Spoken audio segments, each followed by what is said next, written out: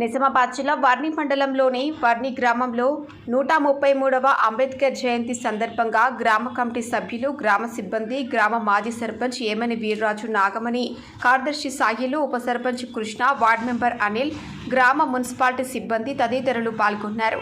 Doctor BR Ambedkar జయంతిని ఘనంగా నిర్వహించారు. రిపోర్టర్ ఫణీందర్, వర్ణి.